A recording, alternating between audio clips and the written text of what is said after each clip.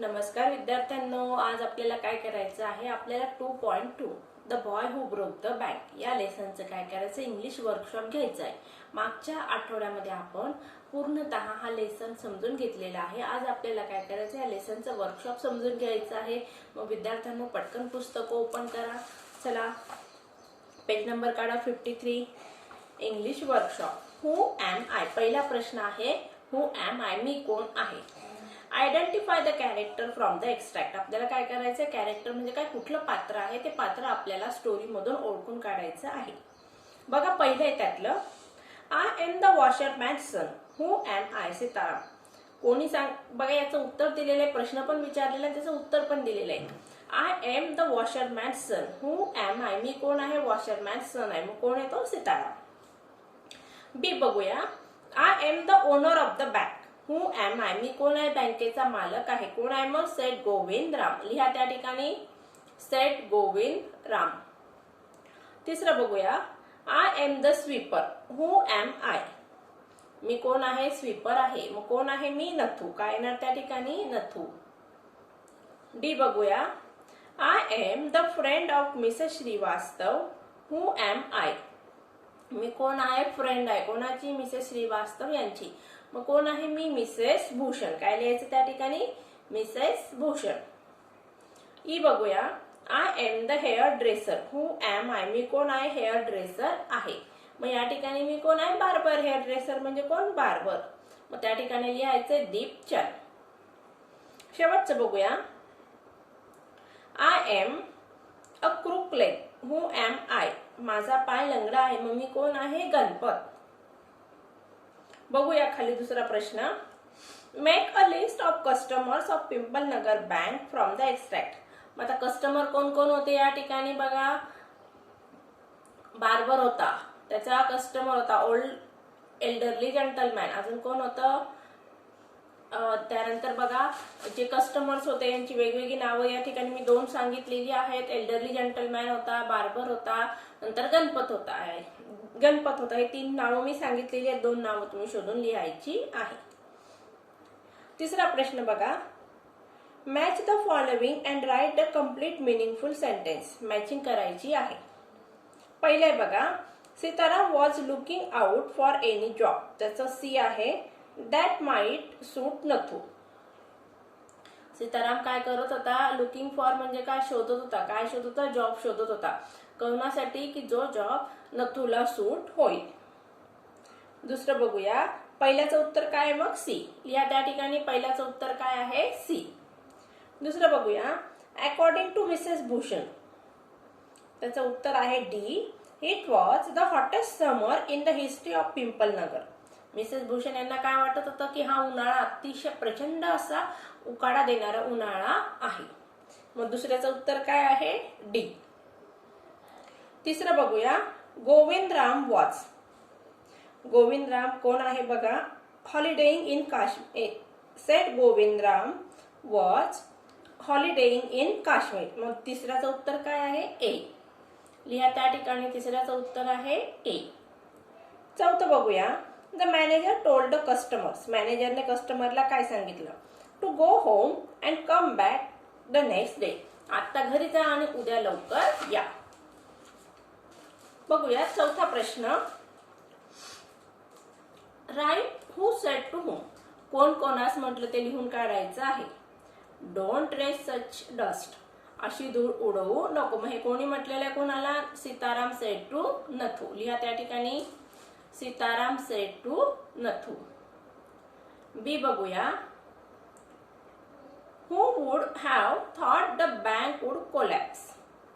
मग आता कोणी कोणाला सांगितलं? Nathu said to himself. कोण कोणाला बोललं हे? Nathu said to himself. C बघूया, where did you disappear. Mrs Bhushan said to her husband Mr Bhushan. लिहा, Mrs Bhushan said to her husband Mr Bhushan. D बघूया, द बर्ड हॅज फ्लोन. कोण बोललं हे? अन एल्डरली जेंटलमॅन टू बार्बर. या त्या ठिकाणी अन एल्डरली जेंटलमॅन सेड टू बार्बर. 5वा प्रश्न आहे बघा, Why was the manager of the bank in dilemma? Write down in 5 to 6 lines in your notebook. आता बँकेचा मॅनेजर द्विधा मनस्थितीमध्ये का होता? लिहा उत्तर. The manager of the bank was in a dilemma because he did not understand the reason why the customers came to withdraw their money from the bank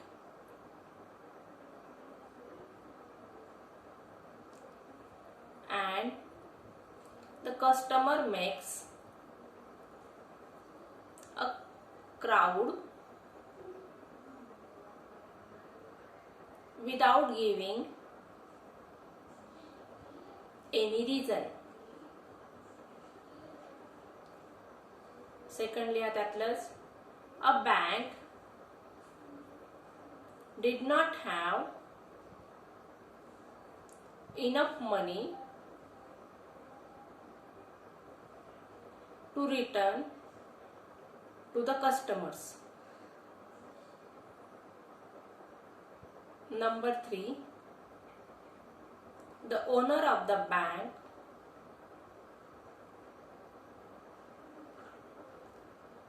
was not in a village. The manager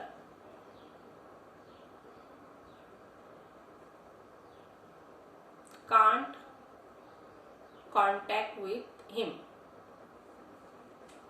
लिहिलं सगळ्यांनी? बघूया पुढे. Cross out the odd man. आपल्याला काय करायचं? गटात न बसणारा शब्द काढून टाकायचा आहे. Sweeper, hooligan, beggar, declare, locker. आता या ठिकाणी हे सगळे काय आहे? नेम आहे. डिक्लेअर काय? फक्त वर्ब आहे. मग त्या ठिकाणी कशाला अंडरलाईन करायचे? डिक्लेअरला. दुसरं बघूया B. Hurriedly, carelessly, salary, definitely, suddenly. कशाला अंडरलाईन करायची? सॅलरीला. कारण सगळे काय आहेत? ॲडवर्ब आहेत. अंडरलाईन करा सॅलरीला. तिसरं बघूया eminent, latest, pavement, awful, shocking. मग या ठिकाणी कशाला अंडरलाईन करायची आहे? पेवमेंटला. पेवमेंट काय आहे? नाउन आहे. Morning, scattering, raising, collecting, shouting. आता कशाला अंडरलाईन करायची? मॉर्निंगला. कारण का? या सगळ्यांना काय लागलेलं आहे? वर्ब प्लस आयएनजी आहे. आणि फक्त मॉर्निंगला आयएनजी लागलेलं आहे का? आयएनजी आहे, पण ते काय आहे? ते नाउन आहे. बघूया पुढे. 7 बघूया.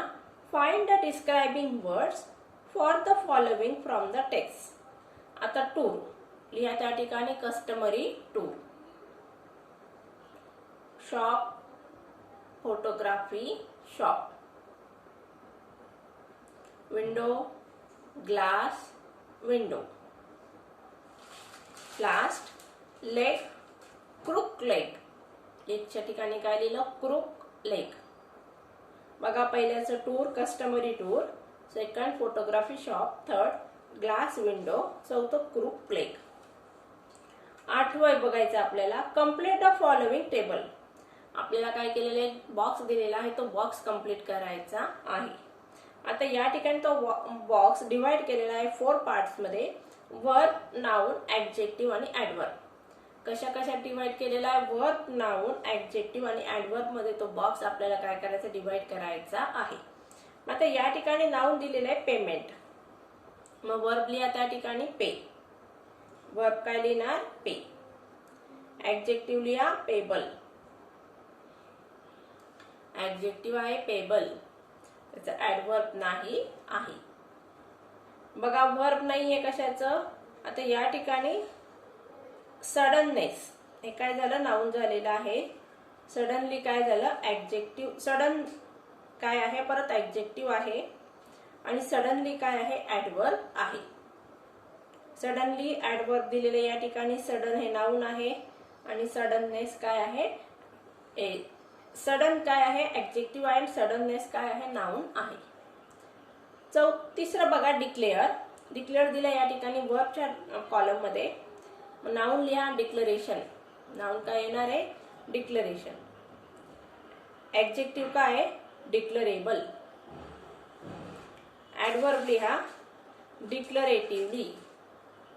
ऍडवर्ब काय येणार, डिक्लरेटिव्हली. आता या ठिकाणी बघा, चीअरफुल ऍडजेक्टिव्ह दिलेला आहे. वर्ब येणार मग चीअर. नाउन काय येणार, चीअरफुलनेस. आणि ऍडवर्ब येणार चीअरफुली. ऍडवर्ब काय येणार, चीअरफुली. 9वा प्रश्न आहे बघा, हा तुम्हाला सोडवायचा आहे. Write in your own words a few sentences about each of the following. आता खाली काही कॅरेक्टर्सची नावं दिलेली आहेत. त्या कॅरेक्टर्स बद्दल तुम्हाला लिहायचं आहे. आपण आता लेसन पूर्ण शिकलेलो आहोत. मी प्रत्येक कॅरेक्टरचं तुम्हाला डिटेलमध्ये एक्सप्लेनेशन केलेलं होतं आणि पुस्तकाच्या मदतीने तुम्हाला या कॅरेक्टर्स बद्दल 4 to 5 लाईन्स मध्ये लिहून काढायचं आहे. नथू, सेठ गोविंदराम, मिसेस श्रीवास्तव आणि सीताराम या 4 कॅरेक्टर्स बद्दल तुम्हाला लिहून काढायचं आहे. आता पुढचं बघायचं, एक्सपांड थीम. आता हा प्रश्न पुन्हा रायटिंग स्किल मध्ये येतो. आता या ठिकाणी आपल्याला एक्सपांड थीम म्हणजे काय, या ठिकाणी ऑप्शन दिलेत बघा. Rumours are spread by the fools and expected by the greater fools. आता र्युमर्स म्हणजे काय, अफवा या मूर्खांकडून पसरवल्या जात असतात आणि त्या स्वीकारल्या कोणाकडून जात असतात, अति महामूर्खांकडून त्या स्वीकारल्या जात असतात.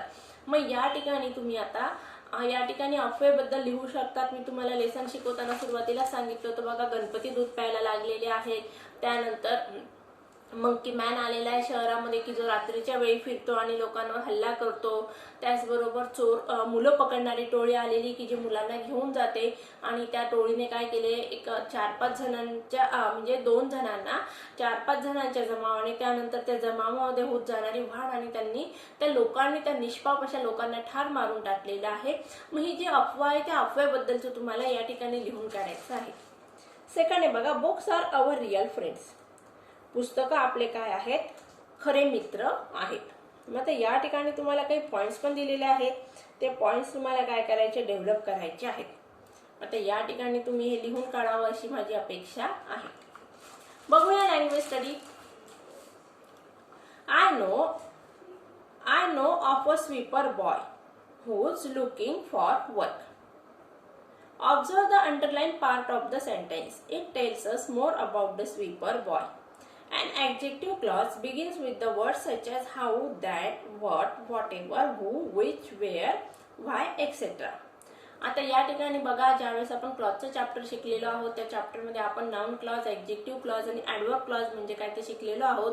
आता ऍडजेक्टिव्ह म्हणजे काय, ऍडजेक्टिव्ह म्हणजे असा शब्द की जो नामाबद्दल किंवा सर्वनामाबद्दल अधिक माहिती देत असतो. आता आपण मागच्या वर्षी ऍडजेक्टिव्ह क्लॉज कसं ओळखायचं ते शिकलेलो आहोत. या ठिकाणी बघा, कंजंक्शन म्हणजे हू, विच, व्हॉट याच्या अगोदर येणारा शब्द जर नाउन असेल त्याला काय म्हणायचं, मग ऍडजेक्टिव्ह क्लॉज. त्याचबरोबर मी तुम्हाला दुसरी शॉर्ट ट्रिक काय सांगितली होती, पहिला जो मेन क्लॉज आहे त्या मेन क्लॉज मधील जे व्यक्ती, वस्तू किंवा पदार्थ किंवा ठिकाणाबद्दलची अधिक माहिती आपल्याला दुसऱ्या पार्ट मध्ये दिलेली असेल तर त्या क्लॉजला काय म्हणायचं, ऍडजेक्टिव्ह क्लॉज म्हणायचं असतं. आता बघूया काय सांगितले मग त्यांनी. Now complete the sentences given below using your on adjective clauses. I know of a school boy. आता या ठिकाणी आपल्या मनाने लिहायचं आपल्याला, I know of a school boy who is very sincere. लिहा त्या ठिकाणी, हु इज व्हेरी सिन्सियर. पुढे लिहा, I know the joke which is very funny और विच इज व्हेरी बोरिंग. काही लिहू शकता तुम्ही, विच इज व्हेरी फनी. तिसरं बघूया, I know of a doctor who is very intelligent. लिहा, who is very intelligent. I know of a place which is very beautiful. I know the reason why he did not come.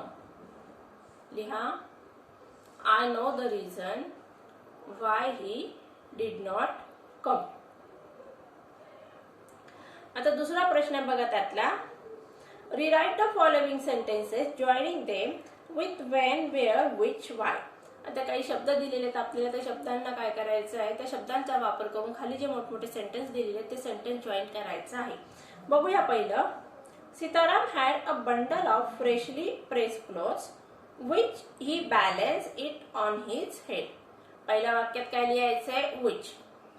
दोन जे वाक्य आहे, पहिलं वाक्य संपल्यानंतर येणारा फुल stop आणि दुसरं वाक्य चालू होण्यापूर्वी which लिहायचं आहे, फुल स्टॉप काढून टाकायचा आणि हीचा जो एच आहे तो स्मॉल लिहायचा आहे. दुसरं वाक्य बघूया.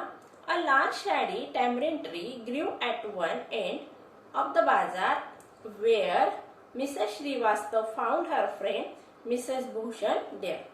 मग त्या ठिकाणी काय लिहायचंय? where लिहायचं आहे आणि फुल स्टॉप काढायचा आहे बाजार नंतरचा, where लिहायचा आहे आणि एम स्मॉल काढायचा आहे.